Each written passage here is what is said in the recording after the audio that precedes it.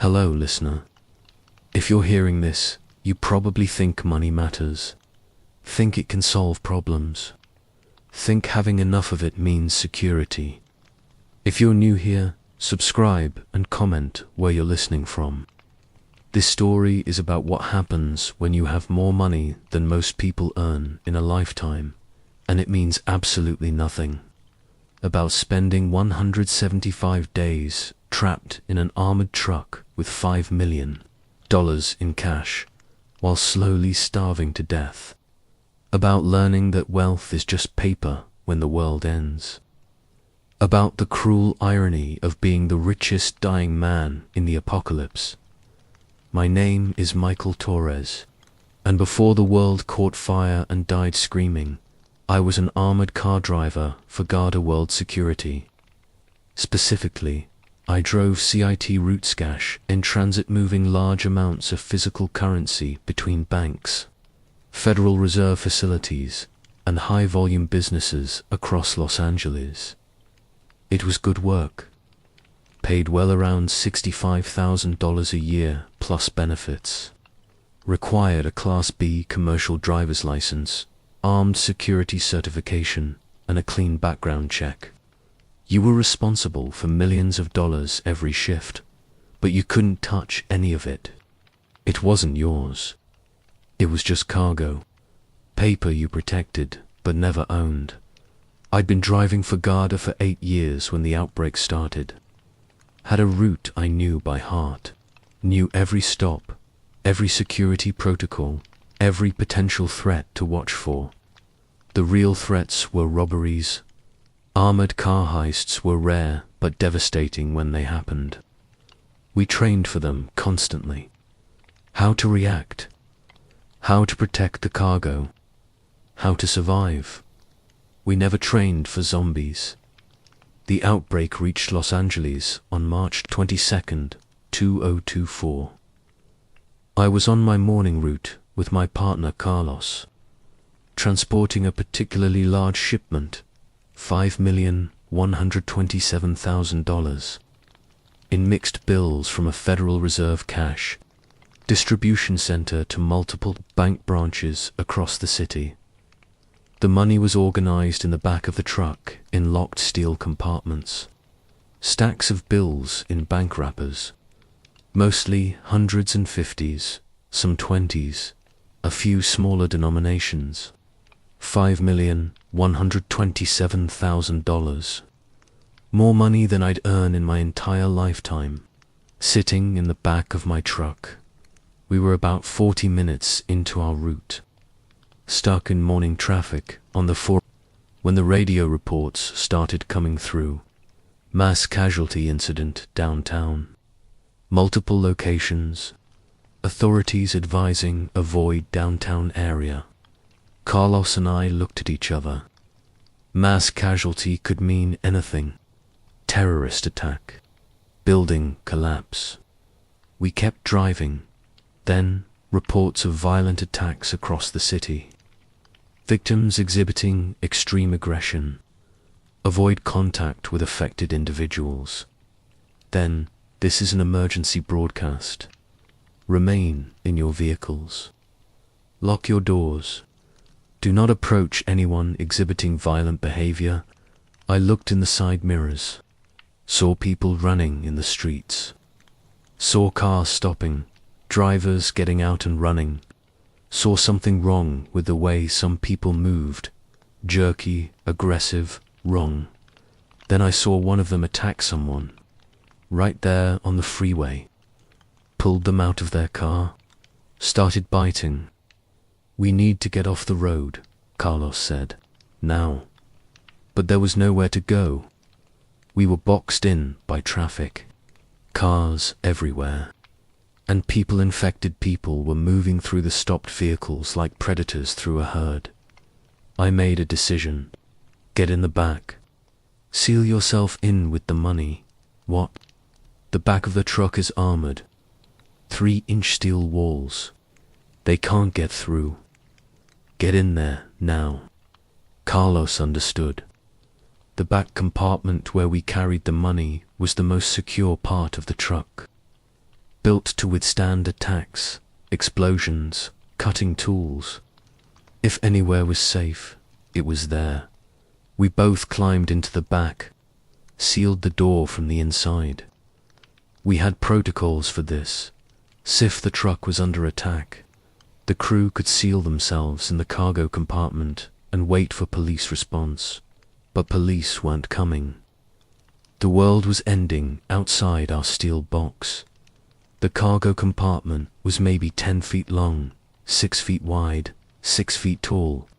Enough space to stand if you hunched slightly, lined with locked steel compartments containing the money. A small ventilation system that pulled air from outside through filtered vents. One emergency light powered by the truck's battery. No windows. No way to see outside. Just steel walls and $5 million in cash. We could hear them outside. Hear them attacking the truck. Hear them trying to get in.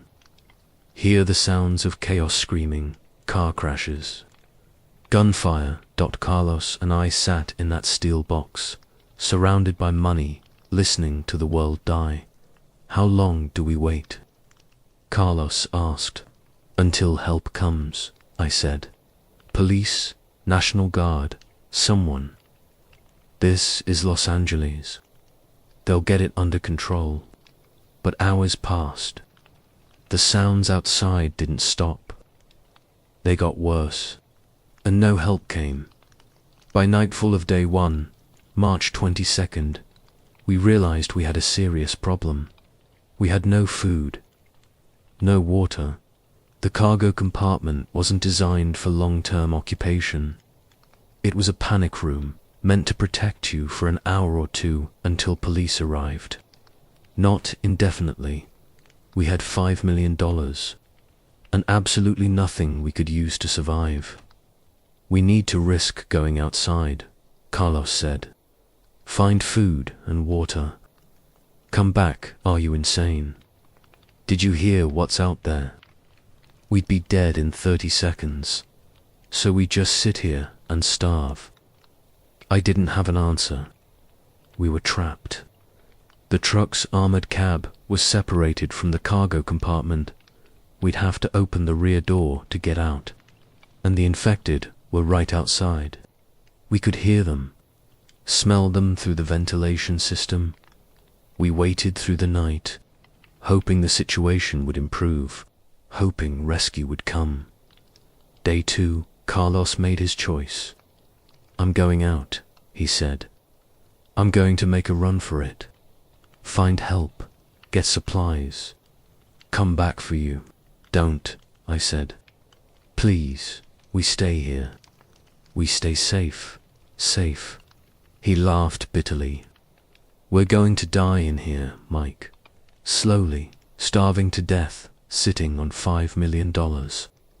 I'd rather take my chances. He unsealed the rear door, opened it just a crack. I could see outside daylight, abandoned freeway, bodies on the pavement, infected wandering between cars. Carlos, don't. He slipped out, closed the door behind him. I heard him running. Heard infected notice him. Heard the chase. Heard him screaming. Then silence. I sealed the door again, locked it from the inside, and I was alone, in an armored truck cargo compartment, with $5 million in cash, and no food, no water. No way out. Day 3, I took stock of my situation. The cargo compartment had $5,127,000 in cash in various denominations, one emergency light, battery powered. Maybe 72 hours of life left, ventilation system passive, no power needed. Filtered outside air, steel walls 3 inches thick, impenetrable to infected. Probably to most conventional weapons, my service weapon, Glock 19. 1 magazine, 15 rounds, the clothes I was wearing, my phone dead. No signal, anyway, Carlos's phone, also dead, nothing else, no food. No water, no supplies. Just money. More money than most people would see in their lifetime. And it was completely, utterly worthless. I laughed. Actually laughed. The irony was too perfect. I was probably the richest person in Los Angeles right now. And I was going to die of thirst in maybe 3 days. Day 4 was when I truly understood my situation. Thirst. Overwhelming, consuming thirst. I'd gone 3 days without water. My mouth was dry. My throat hurt. My head pounded. I was entering the danger zone. Humans can only survive about 3 days without water. Maybe 4 or 5 if you're lucky and inactive. I was going to die. Soon. And I was sitting on enough money to buy 1,000 cases of water. If money still meant anything, I opened one of the cash compartments, pulled out a stack of $100 bills, $10,000 in my hands. Crisp, clean bills. Benjamin Franklin's face looking up at me. What good are you? I asked the money, what can you do for me now? The money didn't answer, because it was just paper, ink and cotton fiber. It had value only because society agreed it had value, and society had collapsed 3 days ago. I considered the bills. They were paper. Paper could be useful, could be burned for heat, could be used as, I don't know, insulation, bedding, something. But burning money felt wrong. Even now, even knowing it was worthless, the psychological conditioning was too strong. You don't burn money. You don't destroy currency. It's a fundamental rule. I put the stack back in the compartment, closed it, locked it carefully like it still mattered. Day 5, I was dying of thirst. My tongue was swollen. My eyes felt like they were made of sand. I couldn't produce saliva anymore. Couldn't swallow properly. My urine, what little I could produce, was dark brown, almost orange. My kidneys were failing. I had to find water. Had to risk going outside, or I'd be dead by tomorrow. I prepared carefully. Took my weapon. Unsealed the rear door. Opened it slowly. The infected were still out there. Not as many as day 1, but enough. They noticed the door opening immediately. Started moving toward the truck. I slammed the door shut. Locked it. Couldn't do it. Couldn't risk it. Better to die slowly in here than be torn apart out there. I sat back down on my bed of cash-eyed arranged stacks of bills on the floor. To sit on because the metal floor was uncomfortable. Sat on $500,000 like it was a mattress, and waited to die. Day 6, it rained. I heard it on the truck's roof. Rain, water, life, the ventilation system. It pulled air from outside, which meant it must have openings somewhere, which meant rainwater might get in. I examined the ventilation carefully. Found where it entered the cargo compartment, a small grill in the ceiling. Air came through, filtered, but I could feel moisture. The rain was getting in. Not much, but some. I took off my shirt, held it under the ventilation grill, let the moisture collect in the fabric. After an hour, the shirt was damp. Not wet, just damp. I wrung it out into my mouth. Got maybe a tablespoon of water. It tasted like metal and dust and chemicals from the filter, but it was water. I did this for 6 hours while the rain lasted. Collected moisture in my shirt, wrung it into my mouth. Got maybe a cup of water total. Enough to keep me alive one more day when the rain stopped. I calculated, if it rained every week, I could survive on moisture collection. I'd be chronically dehydrated, but alive. Food was still a problem. Humans can survive weeks without food, but not comfortably. But water. Water might be manageable. I had a chance. A terrible, slim chance. But a chance. Day 10 brought the first heat wave. Los Angeles, in late March. Temperature outside probably hit 90 degrees. Inside the steel truck, with no ventilation beyond the passive airflow, it was easily over 100. I was sweating constantly, losing precious moisture. The heat was unbearable. I stripped down to my underwear, lay on the floor trying not to move, trying to conserve energy and water, and I was surrounded by money. Millions of dollars. I grabbed stacks of bills and fanned myself with them. Used $1,000 bundles as fans. It helped marginally, at one point, delirious from heat and dehydration. I opened multiple cash compartments and pulled out bills. Covered myself with them like a blanket. Lay there under a blanket made of money, hoping it would somehow help. It didn't. Money makes terrible bedding. The bills stuck to my sweaty skin. The ink rubbed off. I looked like I'd been rolling in cash, which I had, because that's all it was good for now. Bedding, insulation, worthless paper by day 15. I'd lost probably 20 pounds. My body was consuming itself. Muscle mass first, then fat, then eventually organs. I was starving to death slowly. I caught myself staring at the money, thinking about it. Not as wealth, as food. Paper is made from plant material. Technically organic. Technically it came from something that was once alive. Could I eat it? I tried. Took a dollar bill, tore off a small piece, put it in my mouth, chewed. It was horrible. The texture was wrong, fibrous, resistant, impossible to break down. The ink tasted chemical and bitter. My body rejected it immediately. I gagged, nearly vomited, but I was so hungry, so desperately hungry. I tried again, this time with $100 bill. If I was going to eat money, might as well eat expensive money. Some deranged part of my brain reasoned. Chewed it thoroughly, tried to swallow, got it down.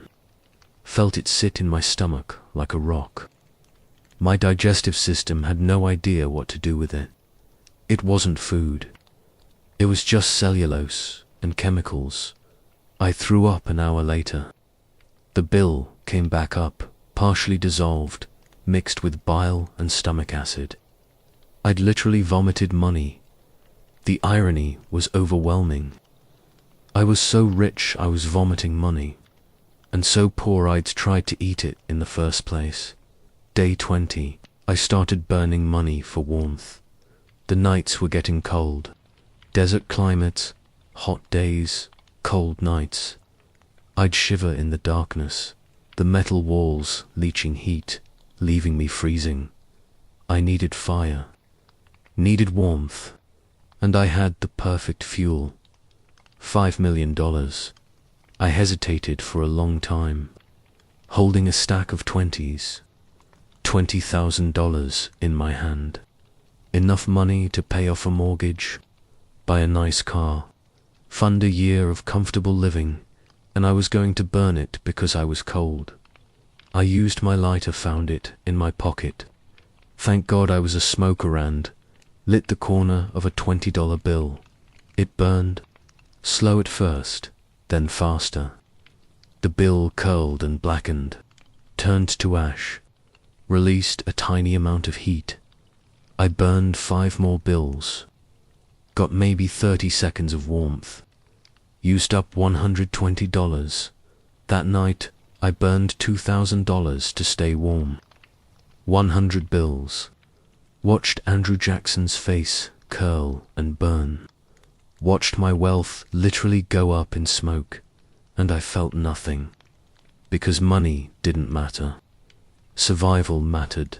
And if burning currency kept me from freezing, then currency's new purpose was fueled up by day 25. I'd burned maybe $15,000. The truck's interior was covered in ash. I was breathing it in constantly. Could taste burned money on my tongue. Day 30 brought another rainstorm. I collected water desperately. This time I was prepared to use multiple shirts, arranged them to capture more moisture, wrung every drop into my mouth. Got maybe 2 cups of water over 8 hours of rain. Enough to keep me alive another week if I was careful. I was existing. Not living, just existing. In a steel box. With $5 million. Slowly starving to death. Day 35, I tried to escape. I couldn't take it anymore. The isolation, the starvation, the slow death. I had to try something. I examined the truck's rear door carefully. It was locked from inside, but I had control of the lock. I could open it any time. The question was, could I survive outside? I planned it carefully. Waited until night when infected were less active. I could hear them outside, their movements, their sounds. Fewer sounds at night. Maybe they slept or were less aggressive in darkness. I opened the door, just a crack. Looked out, the freeway was dark. Abandoned cars everywhere. Bodies, but I didn't see any infected nearby. Maybe they'd moved on. Maybe the area was clear. I stepped out. First time outside the truck in 35 days. The fresh air hit me like a drug. So good after breathing recycled air for over a month. I took 3 steps. Freedom, open space, possibility. Then I heard them. Coming from between the cars. Multiple infected. They'd been there all along, just hidden, waiting. I ran back to the truck. Climbed inside. Sealed the door. Heard them hit the truck seconds later, pounding, trying to get in. Escape was impossible. I was trapped. This truck was my prison and my only hope of survival.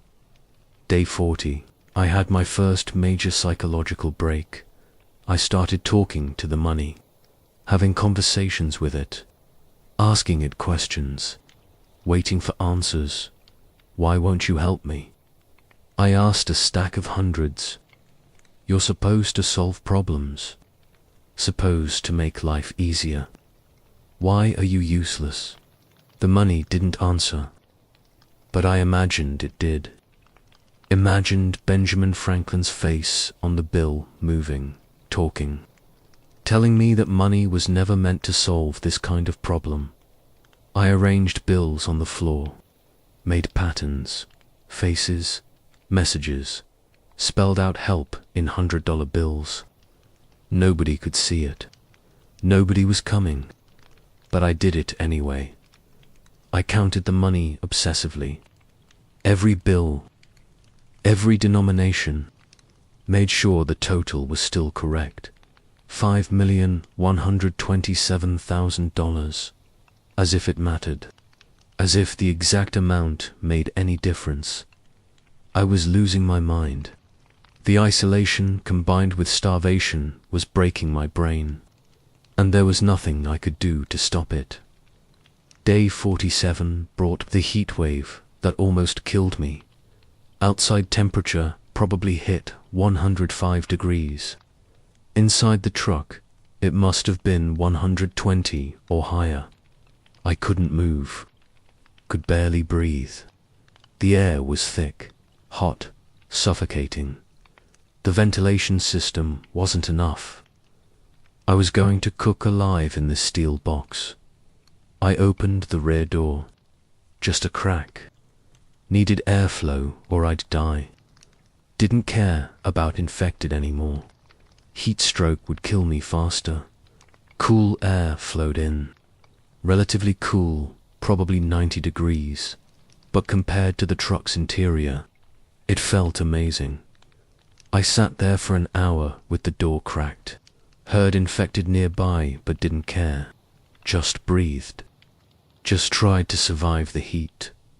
Eventually, I had to close it. Couldn't risk it longer. But those 60 minutes of air circulation probably saved my life. Asterisk that night on day 47. As I lay in the darkness trying to recover from the heat, I made a decision that would define my survival. I was going to use the money system, not worship it, not preserve it. Use it. Money had become my only resource, and resources exist to be utilized. I started organizing, separated the bills by denomination, created a system, hundreds. These were for burning. Highest value per bill meant most efficient fuel. I'd burn them for warmth on cold nights, 50s and 20s. These were for insulation. I'd use them to line the walls, create barriers, make bedding, 10s, 5s, 1s. These were maybe I could make something useful, tools, filters, something. Over the next week. I transformed the truck's interior, lined the walls with money, created thick padding on the floor using compressed stacks of bills, made a bed from $1 million in 20s arranged in layers. The truck became a shrine to worthless wealth, every surface covered in currency. I was living inside money, breathing air filtered through money, sleeping on money, burning money, surrounded by money that meant nothing. Day 55. I discovered something important about the ventilation system. It had a filter that was getting clogged. I could feel the air flow decreasing. If it became completely blocked, I'd suffocate. No fresh air would reach the compartment. I took apart the filter housing, found it was filled with dust, debris, and what looked like organic matter, probably decomposing infected based on the smell. I needed to clean it, but I had no cleaning materials. No water to spare, nothing except money. I used $100 bills as cleaning rags, wiped the filter components, cleared the debris, used $5,000 worth of currency as disposable cleaning supplies. It worked. Airflow improved. I could breathe easier. I'd just used someone's yearly salary to clean a filter, and it was the most practical thing I could have done. Day 60 brought a discovery that changed my perspective. I was examining the money more closely. I had nothing else to do, so I'd study the bills, read the serial numbers, look at the security features, and I noticed something. Some of the bills were marked. Not officially, but people had written on them. Little notes, messages. What's anything really worth? Money was supposed to represent value, but I learned that value is contextual, situational. $100 bill is worth $100 until it's not. Until it's worth exactly one sheet of fuel, or one cleaning rag, or one piece of paper to write your dying memories on. The settlement psychiatrist says I have PTSD, says the experience fundamentally changed how my brain processes value and security, says I might never fully recover from the psychological impact of watching wealth mean nothing. She's probably right. I'm damaged in ways that aren't visible, in ways that won't heal. But I survived. I'm alive. I made it 175 days during the zombie apocalypse, 95 of those days trapped in an armored truck with $5 million, slowly starving to death while sitting on a fortune. I'm the richest man who ever had nothing. The millionaire who died poor and then came back to life just as poor. And I learned the truth that everyone knows, but nobody really understands. Money is just paper. Value is just agreement. Wealth is just illusion. When everything collapses, when society ends, when the infected are outside and you're sealed in a steel box with more money than you've ever seen, you learn what matters, and it's not money. It's never money, I need to tell you. Something I haven't told anyone else. Something that happened in that truck that I've kept secret because it's too shameful to admit. Day 82. In the depths of starvation, I did something I'll never forgive myself for. I tried to eat money again. Not just chewing and swallowing like I'd done before, but actually consuming it in a way that my body might use. I soaked $100 bills in condensation water. Let them sit for hours until the paper softened, started breaking down. Then I consumed the pulp, convinced myself that paper came from plants, that my body could maybe extract some nutrition from it, that plant cellulose might give me calories. It didn't. Human digestive systems can't process paper. I just made myself sick, vomited up the money pot, lost precious fluids in the process. But I did it multiple times. Days 82, 84, 87, 91, 94. 5 separate times I tried to eat money. 5 times I failed. 5 times I chose death by stupidity over accepting. I was just going to starve. The psychological breakdown was complete. I'd become so desperate, so deranged from starvation, that I repeatedly tried to consume currency like it was food. I chewed through $2,300, $2,300 bills, tried to eat them, failed every time. When the soldiers rescued me on day 95, they found bills with bite marks all over the truck. Hundreds of them. I'd chewed money compulsively, not trying to eat it anymore, just chewing. Like a nervous habit. Like a starving animal gnawing on anything. The medical team documented it. Patient shows evidence of extreme psychological distress. Bite marks on currency suggest desperate attempt to consume non-food items during starvation. They wrote it in my medical file. Now it's part of my record. Attempted to eat money during isolation. I can't look at bills with bite marks anymore without feeling shame. Without remembering the taste paper and ink and chemicals. Without remembering how low I sank. How desperate I became. How my starving brain convinced me that wealth could be consumed, that value could be digested, that money could save me if I just tried hard enough to make it food. Day 160. Brought a conversation that changed my perspective. I met another survivor.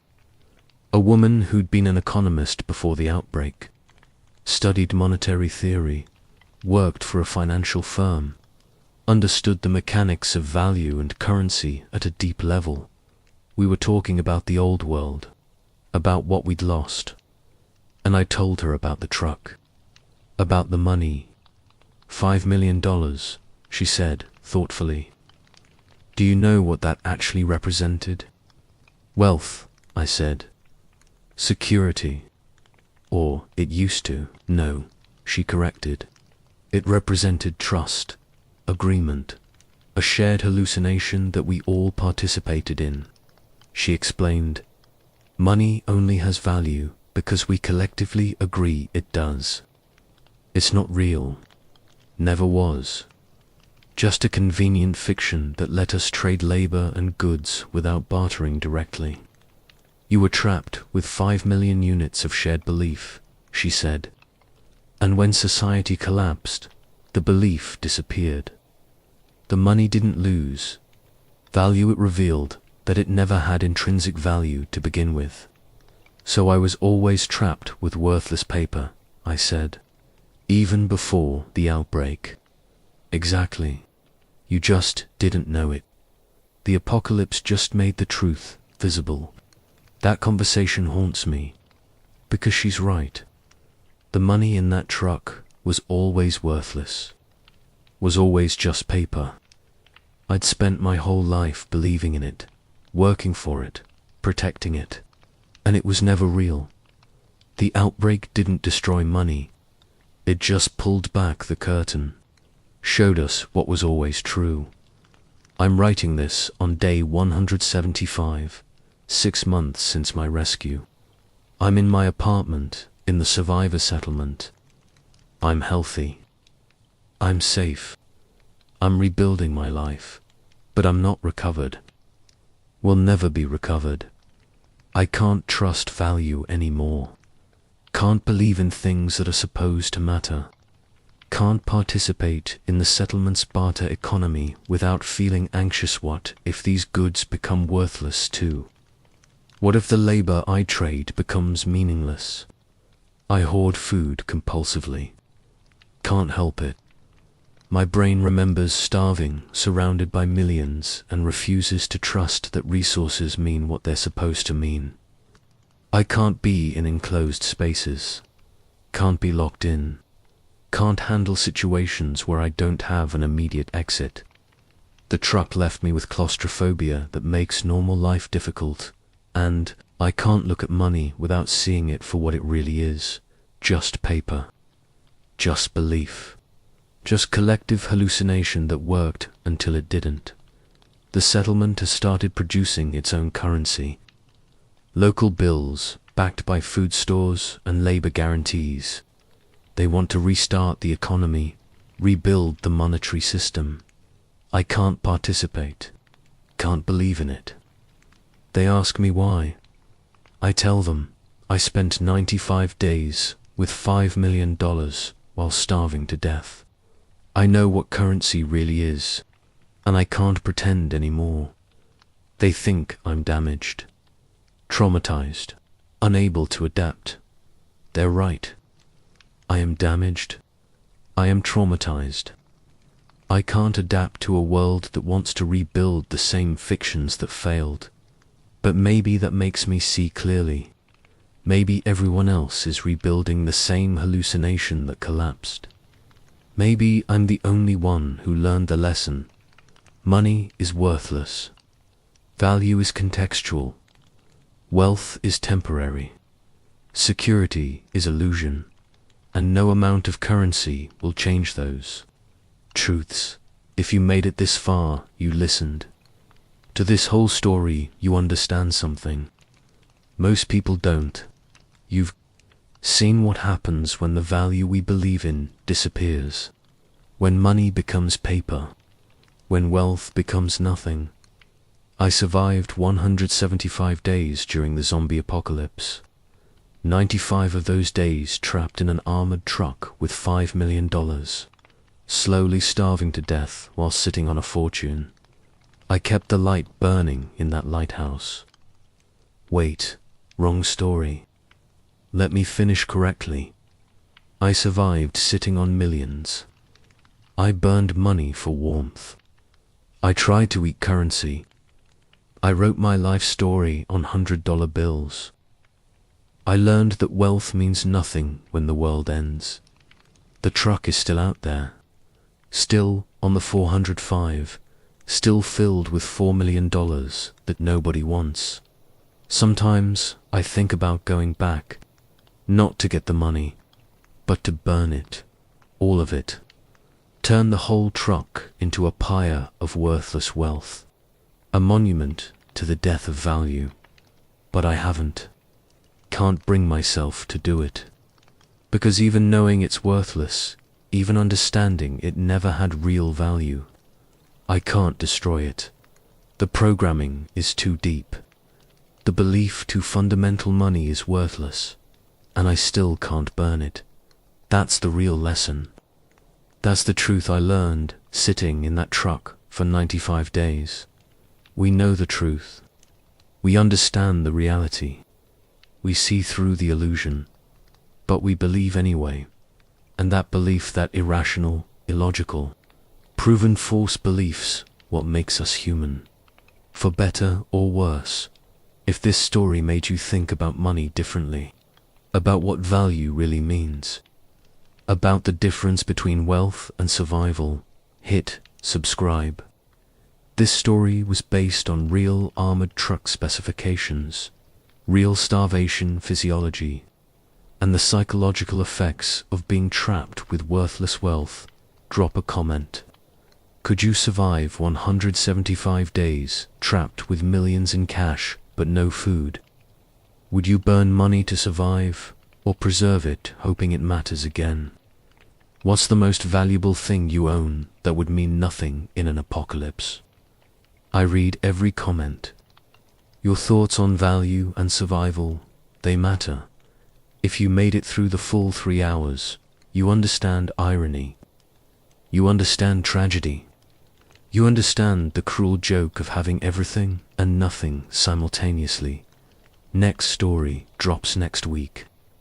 Hit the bell, stay practical, stay grounded, and remember, money is just paper. Value is just agreement. And when everything ends, the only thing that matters is what keeps you alive. Not what you own, not what you're worth, just what you can use. Thanks for listening. It means more than money ever could.